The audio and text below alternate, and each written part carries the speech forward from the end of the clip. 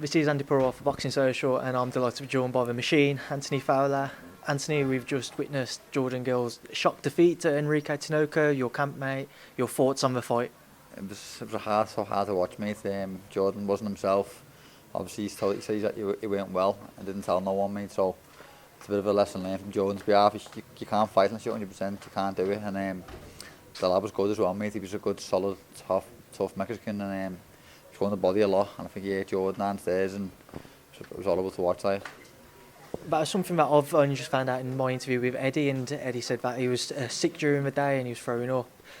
Did Dave know, or did anybody in the camp know? I think so, mate. And I got it. Everyone seemed fine, and no one said a word. But Jordan's the type of kid, he won't tell no one nothing. He just keeps stuff to himself. So Dave's just given him a bit of a telling off. Like, if you're not well, mate, I'd tell Dave personally. Dave knows I would. So I think Jordan's learned the hard way. But it was horrible to watch that. Is it something where that lack of experience, the fact that he's actually younger than you, even though he's had more fights professionally, that's just crept in and he's just thought he could somehow get through it? I think a lot of fighters do the same, you know. Like, if I was fighting and a few hours when I was in the toilet, I wouldn't want to start making excuses kind of thing. Most fighters are like, we're here now, we've got to fight. So I think Jordan's probably just thought, I ain't pulling out, I'm top of the bill. So it is what it is.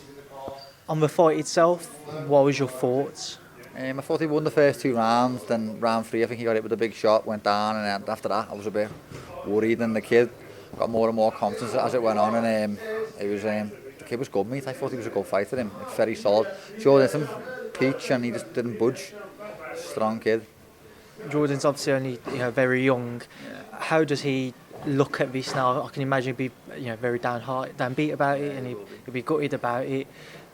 With you guys in and around him, how do you try and just put your arm around his shoulder and just make sure that he keeps his head up and tries to rebuild now? He lives for boxing, mate. He loves it. He lives for it. He doesn't do nothing else but box. So he'll have a break. He'd be gutted like I was. Obviously, I'm coming off for defeat. I know how he feels, mate. It was like deja vu in there, just sitting there and everyone down. It's not nice, but it's life, innit? We have our ups and downs. We come back, we rebuild, and we go again.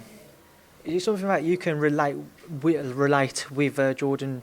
Not necessarily in the sense that you both lost the fights, but it was more so in the sense that you was expected to win, and there was a lot of hype and expectation around you guys to go into big things, and there still is, but it's a little bit of a setback that you've both had now. Can you relate to me in that aspect? Yeah, we both learned harsh lessons about how hard pro boxing is. Like, I never thought for 1 second that I was going to lose, and same tonight, I didn't think for 1 second Jordan would lose, but pro boxing's a brutal game, mate. It's a very, very hard game. And we hadn't had the chance to catch up with you on the back of the Fitzgerald fight. Since you've had time to reflect, what have you learnt about yourself, and how would you reflect on the fight and your performance? Just a lot of things I've done wrong. Like, at the moment, at the time, I think everything's gone right, but when you look back, you're like, I shouldn't have done that, I shouldn't have done this. But the main thing for me was I didn't have no respect for my opponent's skills, and I've watched him box and he's been very, very poor. I watched him in Birmingham, he got punched around the ring, he landed that big left hook last round. Saved him twice now, that shot, but I'd watched him, I wasn't impressed. I watched him in Liverpool get put down by a journeyman, so I'd seen him fight twice and he was both times, he was poor, so I thought, what's he going to do? But he rose to the occasion, so respect to him, and I've got a lot more respect for him now than I did before the fight. Was there ever a case in your own situation where you just kind of overlooked him because you believed that you was that much better than him, and you didn't really look at the task at hand in the way that you would somebody else, such as maybe a Ted Cheeseman for a British title? Yeah, I did, mate. Like you said, I don't take nothing away from him because he performed great, but I did just I had no fear or respect for him as a boxer. I just thought I was going to go out there and just knock him out in 5 rounds. I generally thought that, and after 5 rounds he was still in there, still fighting. And even though I was winning the fight with 1 round to go, he landed that lottery punch. So respect him for that, because he took everything I had and he kept coming, so I've got respect for him as a fighter.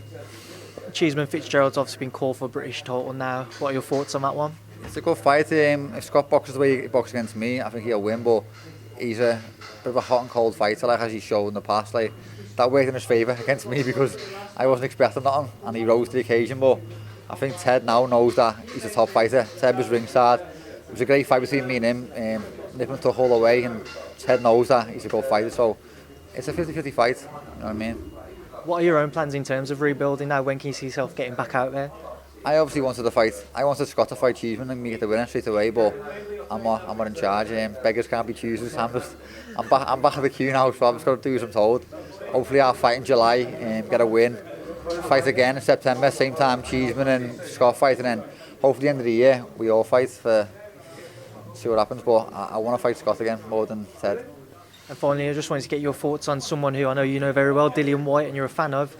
Today or yesterday it was, WBC have said that they want to make Tyson Fury versus Dillian a final eliminator for Deontay Wilder's belt. What are your thoughts on that one if it was to happen? Just imagine that fight, that would be unbelievable. Like, two of my favourite fighters on the planet now are Fury and White, so for them both to fight, say to Jay, for both to fight, it'd be amazing for the fans, and that's what we want to see. We want to see, like, no respect to Rivera, he's probably a hard fight, it's going to be a proper hard fight, but it's not the profile Fury's got. Like, Dillian deserves a world title shot. If not, the Fury fight would be massive.